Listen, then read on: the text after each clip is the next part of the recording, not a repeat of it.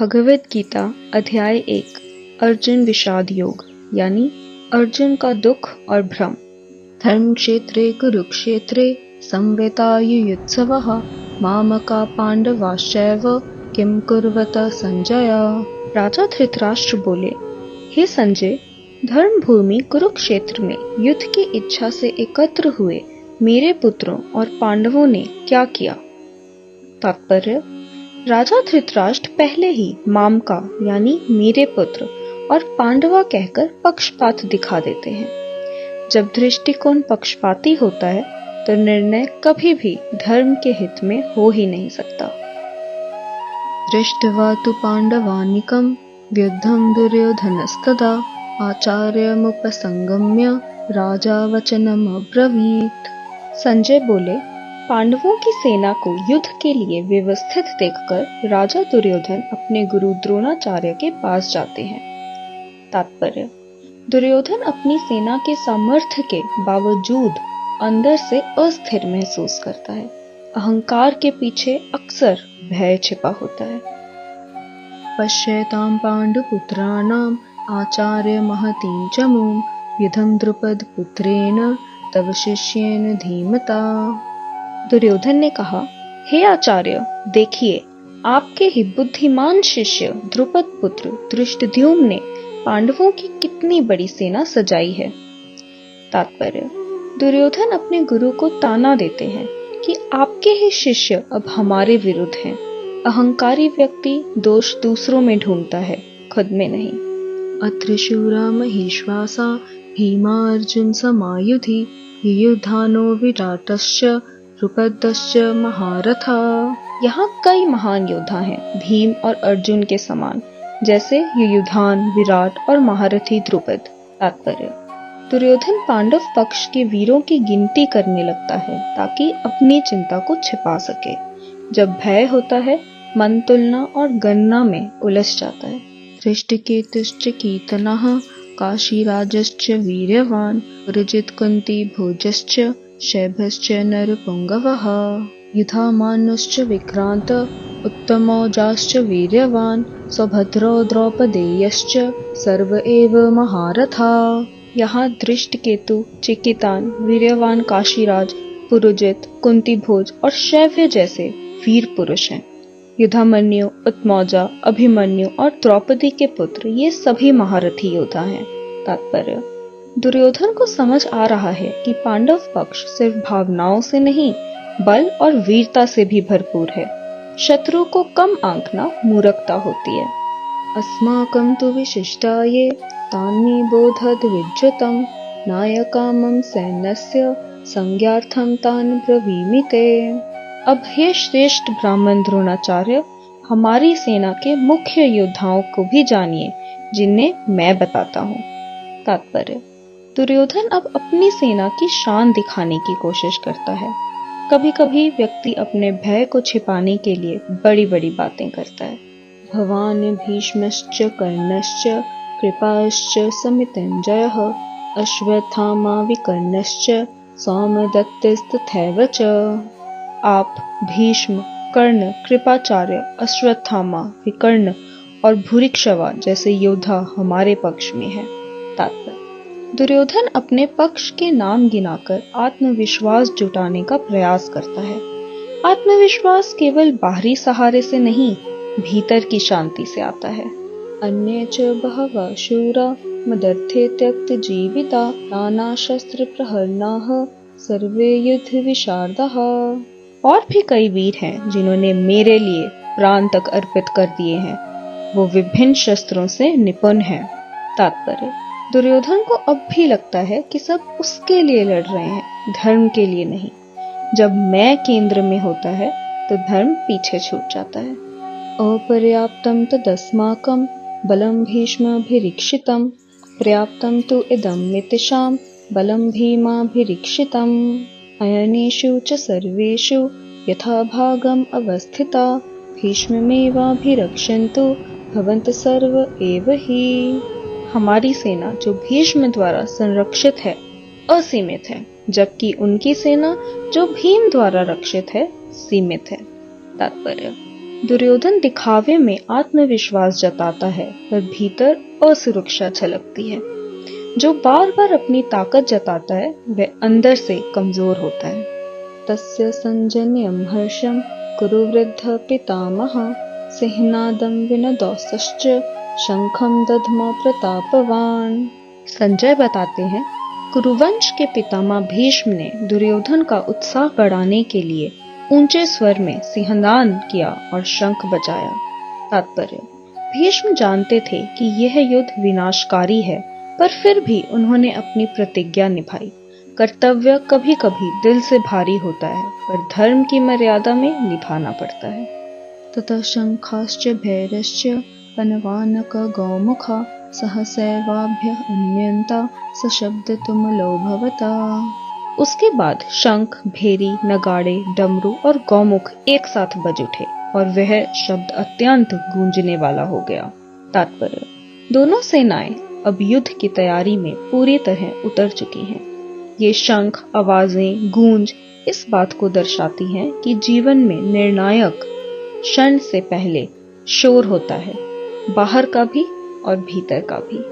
ततः श्वेतैर्हयैर्युक्ते महती स्यन्दने स्थितौ माधव पांडवश्चैव दिव्यो शंखो प्रदध्मतुः।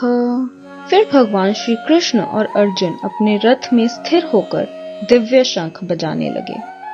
तात्पर्य, यह शंखदान केवल युद्ध की शुरुआत नहीं, धर्म की घोषणा थी। जब ईश्वर हमारे सारथी हो तो जीवन का हर संघर्ष पवित्र बन जाता है। पांचजन्यम ऋषिकेशो देवदत्तम धनंजयः पौंड्रम दध्मो महाशंखम भीमकर्मा विकौदरः। कृष्ण ने पांचजन्य, अर्जुन ने देवदत्त और भीमसेन ने पौंड्र नामक महाशंख बजाया। अनंत विजयम राजा कुंतीपुत्रो युधिष्ठिरः नकुलः सहदेवश्च सुघोषमणि पुष्पकौ काश्यश्च परमेश्वासः शिखण्डी च महारथः धृष्टद्युम्नो विराटश्च सात्यकिश्च अपराजितः द्रुपदो द्रौपदेयश्च सर्वशः पृथिवीपते सौभद्रश्च महाबाहु शंखान् दध्मुः पृथक् पृथक्। अन्य च राजा युधिष्ठिर, नकुल, सहदेव, काशीराज, शिखंडी, धृष्टद्युम्न, विराट, सात्यकी, द्रुपद, द्रौपदी, अभिमन्यु आदि सबने अपने अपने शंख बजाए।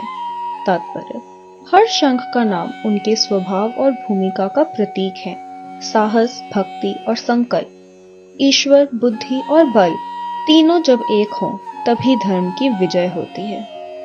सघोषो धार्तराष्ट्राणां हृदयानि व्यधारयत् नभश्च पृथ्वीं चैव तुमुलोऽभ्यनुनादयन्। वह शंखनाद आकाश और पृथ्वी में गूंज उठा और धृतराष्ट्र के पुत्रों के हृदय को भेद गया। तात्पर्य, धर्म का स्वर अधर्म के हृदय को विचलित करता है। सत्य की आवाज कमजोर के लिए भयकारी होती है। अथम व्यवस्थितान् दृष्ट्वा धार्तराष्ट्रान् कपीध्वजः प्रवृत्ते शस्त्र संपाते धनुरुद्यम्य पांडवः ऋषिकेशं तदा वाक्यम् इदम आह महीपते।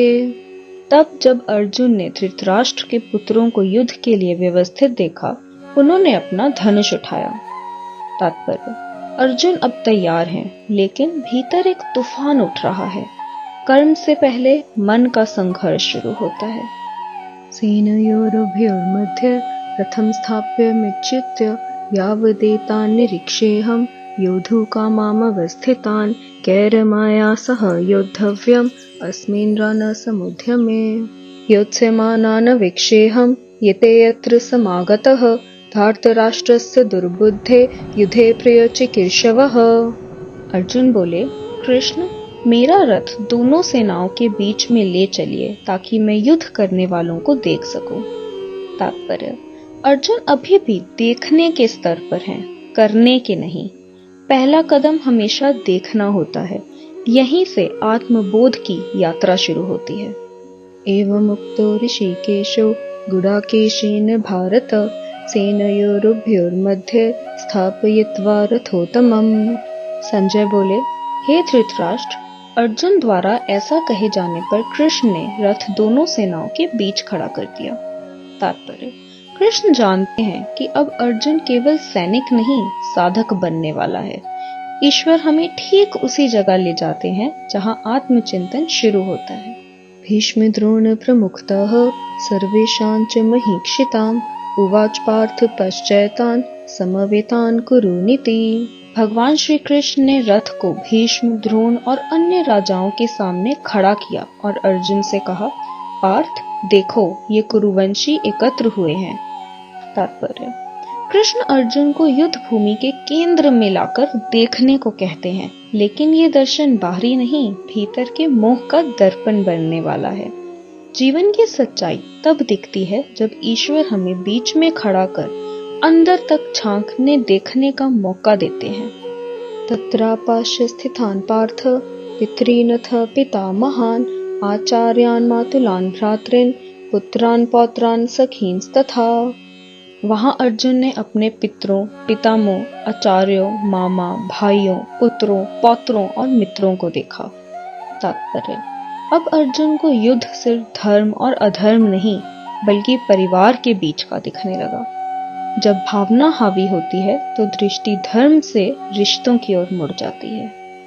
श्वशुरान् सुहृदांश्चैव सनयोरभयोरपि तान् समीक्ष्य सः कौन्तेय सर्वान् बन्धून् अवस्थितान् कृपया परयाविष्टो विषदन्निदम् अब्रवीत्। अर्जुन ने दोनों सेनाओं में अपने शुभ चिंतकों को देखा और वे सबके प्रति करुणा से भर गए।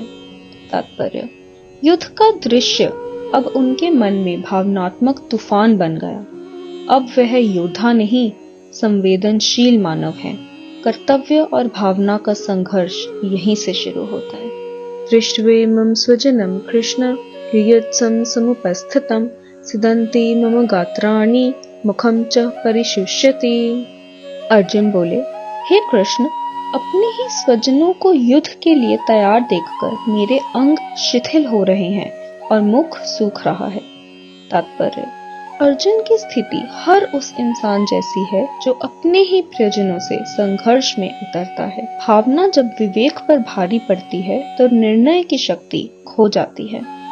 वेपतश्च शरीरे में रोमहर्षश्च जायते गांडीवं स्रंसते हस्तात् त्वक्चैव परिदयते। मेरा शरीर कांप रहा है, रोमांच हो रहा है, गांडीव हाथ से फिसल रहा है और त्वचा जल रही है। तात्पर्य: अर्जुन की मानसिक स्थिति का प्रभाव अब शारीरिक रूप में प्रकट हो रहा है। जब मन अस्थिर होता है तो शरीर भी उसका बोझ झेलता है। न च शक्नोम्य अवस्थातुं भ्रमतीवति च मे मनः निमित्तानि च पश्यानि विपरीतानि केशव। हे केशव, मैं अब खड़ा भी नहीं हो पा रहा। मेरा मन भ्रमित हो रहा है और मुझे अशुभ संकेत दिख रहे हैं। तात्पर्य: अर्जुन का विवेक डगमगा गया है। उसे अब धर्म का मार्ग उल्टा दिखने लगा है। जब मन भ्रम में हो तो सही भी गलत दिखने लगता है। न च श्रेयो नु पश्यामि हत्वा स्वजनमहवे न कांक्षे विजयम कृष्ण न च राज्यम सुखानि च। हे केशव, मैं अपने स्वजनों को मारकर कोई भी शुभ फल नहीं देख पा रहा। तात्पर्य: अर्जुन सोचता है, जीत भी होगी तो अपने प्रियजनों के बिना कैसी जीत। फल का विचार जब धर्म के ऊपर आ जाता है तब भ्रम पड़ता है। किम नो राजेन गोविंद किम भोगैर्जीवितेन वा येषामर्थे कांक्षितं नो राज्यं भोगा सुखानि च त इमेव स्थिता युद्धे प्रणाम त्यक्त्वा धनानि च आचार्य पितरः पुत्रा तथैव च पितामहा। हे कृष्ण, मुझे न राज्य चाहिए, न सुख, न विजय। जिनके लिए ये सब चाहते थे वे ही आज युद्ध में खड़े हैं, प्राण देने को तैयार। तात्पर्य: अर्जुन की दृष्टि अब पूरी तरह भावनात्मक हो गई है। युद्ध का अर्थ उसके लिए व्यर्थ लगने लगा है। जब उद्देश्य अस्पष्ट हो जाए तो मन शांति नहीं, भ्रम पाता है। मातुला श्वशुरा पौत्रा श्याला संबंधंस्तथा एतान् हन्तुमिच्छामि न तोपि मधुसूदना। ये आचार्य, पितर, पुत्र, पितामह, मामा, श्वशुर, पौत्र, साले और अन्य संबंधी हैं। तात्पर्य: अर्जुन को अब शत्रु नहीं दिखते, केवल अपने प्रिय रिश्ते दिखते हैं। जब करुणा विवेक से आगे बढ़ जाए तो एक कर्तव्य ठहर जाता है। अपि त्रैलोक्य राजस्य हेतु किं नु मही कृति निहत्य धार्तराष्ट्रान् का प्रीति सया जनार्दन पापमेवाश्रयेदस्मान् हत्वेतानाततायिनः तस्मान् हर्य वयं हन्तु धार्तराष्ट्रान् स्वबन्धवान्। हे मधुसूदन, मैं इन लोगों को मारना नहीं चाहता, चाहे तीनों लोकों का राज्य ही क्यों ना मिल जाए। पृथ्वी के राज्य के लिए तो बिल्कुल नहीं। धृतराष्ट्र के पुत्रों को मारकर हमें क्या सुख मिलेगा, इन्हें मारने से तो पाप ही लगेगा। तात्पर्य: अर्जुन का मोह अब धर्म बुद्धि पर छा गया है। वह कर्तव्य की जगह कर्म फल देखने लगा है। जब करुणा यानी इमोशंस विवेकहीन हो जाते हैं, यानी बुद्धि से परे हो जाते हैं, तब वे भी अधर्म का कारण बनते हैं। स्वजनम ही कथम हत्वा सुखिं स्याम माधव यद्यप्येते न पश्यन्ति लोभोपहत चेतसः कुलक्ष्य कृतं दोषं मित्रद्रोहे च पातकम्। हे माधव, इसलिए हमें अपने ही बंधु धृतराष्ट्र के पुत्रों को मारना नहीं चाहिए। भला अपने स्वजनों को मारकर हम कैसे सुखी होंगे? चाहे ये लोभ में अंधे हो चुके हैं और कुल विनाश व मित्र द्रोह के दोष को नहीं जानते। तात्पर्य: अर्जुन सोचता है कि वे गलत हैं, पर हमें सही रहना चाहिए। यह एक सज्जन का भ्रम है जो कर्म को त्याग में बदल देता है। ये अपनों के खिलाफ खड़े होने का मार्ग कभी कभी कठोर होता है, पर इसे त्याग कर भागना समाधान नहीं है, इसका सामना करना समाधान है। कथम न गनेमस्माभिः पापादस्मानि वर्तितम् कुलक्ष्य कृतं दोषं प्रपश्यद्भिर्जनार्दन कुलक्षय प्रणश्यन्ति कुलधर्मा सनातना धर्मे नष्टे कुलं कृत्स्नम् अधर्मो अभिभवत्युत। हे जनार्दन, जब हमें स्पष्ट दिख रहा है कि कुल विनाश से पाप होता है, तो हम उससे क्यों ना बचें? कुल नष्ट होने पर उसके सनातन धर्म नष्ट हो जाते हैं और अधर्म का प्रबल प्रभाव होता है। तात्पर्य: अर्जुन अब अपने त्याग को धार्मिक तर्क से सही ठहराने की कोशिश कर रहा है। जब मन निर्णय नहीं ले पाता तो वह तर्कों के पीछे छुप जाता है। अधर्माभिभवात् कृष्ण प्रदुष्यन्ति कुलस्त्रियः स्त्रीषु दुष्टासु वार्ष्णेय जायते वर्णसंकरः। हे कृष्ण, जब अधर्म बढ़ता है तो कुल की स्त्रियां दूषित होती हैं और उसके पतन में सामाजिक अव्यवस्था उत्पन्न होती है। तात्पर्य: अर्जुन अब भविष्य के संभावित परिणामों का डर दिखा रहा है। भविष्य का भय वर्तमान के धर्म से बड़ा नहीं होना चाहिए। संकरो नरकायैव कुलज्ञानां कुलस्य च पतन्ति पितरो हेषां लुप्तपिण्डोदकक्रियः।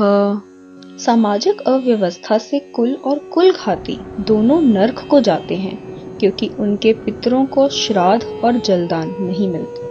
तात्पर्य: अर्जुन अपने निर्णय को पवित्रता के तर्क से ढकने की कोशिश करता है। कभी कभी डर धर्म के वेश में आता है, पर उसका मूल मोह ही होता है। दोषैरेते कुलज्ञानां वर्णसंकरकारके उत्साध्यन्ते जाति धर्मा कुल धर्माश्च शाश्वतः। इन दोषों के कारण जो कुल विनाश और सामाजिक अव्यवस्था पैदा होती है, उनके कारण जाति और कुल के धर्म नष्ट हो जाते हैं। तात्पर्य: अर्जुन का मन अब कर्तव्य के धर्म से हटकर परंपरा के धर्म में उलझ गया है। धर्म केवल परंपरा का पालन नहीं, सत्य का पालन है। उत्सन्न कुल धर्माणां मनुष्याणां जनार्दन नरके नियतं वासो भवतीत्यनुशुश्रुमा। हे जनार्दन, जिनके लिए कुल धर्म नष्ट हो जाता है, उनके लिए अनिश्चित नरकवास बताया गया है। तात्पर्य: अर्जुन अब भय के तर्क पर उतर आया है। उसे अधर्म से नहीं, परिणाम से डर लग रहा है। जो केवल परिणाम से डरता है, वह कर्म से पीछे हट जाता है। अहो बत महत् पापम कर्तुं व्यवसिता वयम् यद्राज्य सुखलोभेन हन्तुं स्वजन मद्धता। हाय, हम कितने बड़े पाप के लिए तैयार हो रहे हैं। राज्य और सुख के लोभ में अपने ही स्वजनों को मारने के लिए। तात्पर्य: अर्जुन आत्मग्लानि से भर गया। अब वह पूरी तरह भावनाओं का बंदी है। जब भावना नियंत्रण ले ले तो विवेक मौन हो जाता है। यदि मां प्रतीकारम अशस्त्रम शस्त्रपाण्यः धार्तराष्ट्रारणे हन्यु तन्मे क्षेमतरम भवेत्। यदि शस्त्रधारी धृतराष्ट्र के पुत्र मुझे बिना शक्ति के युद्ध भूमि में मार डालें तो वह भी मुझे अधिक श्रेय स्वीकार लगेगा। तात्पर्य: अर्जुन अब युद्ध से पूरी तरह पलायन की स्थिति में पहुंच गया है। कभी कभी ना लड़ना भी एक मोह होता है, त्याग नहीं। एवमुक्त्वा अर्जुन संख्ये रथोपस्थ उपाविशत विसृज्य सशरम चापम शोक संविघ्न मानसः। संजय बोले, ऐसा कहकर अर्जुन ने अपना धनुष बाण त्याग दिया और युद्ध भूमि में रथ पर बैठ गया। उसका मन शोक से व्याकुल था। तात्पर्य: यहीं से गीता का वास्तविक आरंभ होता है, जहां मनुष्य का भ्रम पूर्ण हो जाता है और ईश्वर का उपदेश प्रारंभ होता है। जीवन में गुरु तब बोलते हैं जब अर्जुन यानी हम मौन होकर गिर पड़ते हैं। तो पहला अध्याय हमें ये सिखाता है कि जब कर्म और भावना यानी रिस्पॉन्सिबिलिटीज और इमोशंस जब टकराते हैं तो मन भ्रमित हो जाता है, कंफ्यूज हो जाता है, परेशान हो जाता है। लेकिन यही परेशानी, यही भ्रमित मन द्वार है जहां से गीता का ज्ञान प्रारंभ होता है। तो आइए अपने इस चैनल को सब्सक्राइब कर लीजिए ताकि हम साथ में मिलके गीता के और गहरे मतलब सीख सकें। और इस वीडियो को जितना हो सके उतना शेयर कीजिए, क्योंकि गीता का ज्ञान हम जितना दूसरों में बांटते हैं उससे कहीं ज्यादा हमारा खुद का बढ़ने लग जाता है। जय श्री कृष्ण।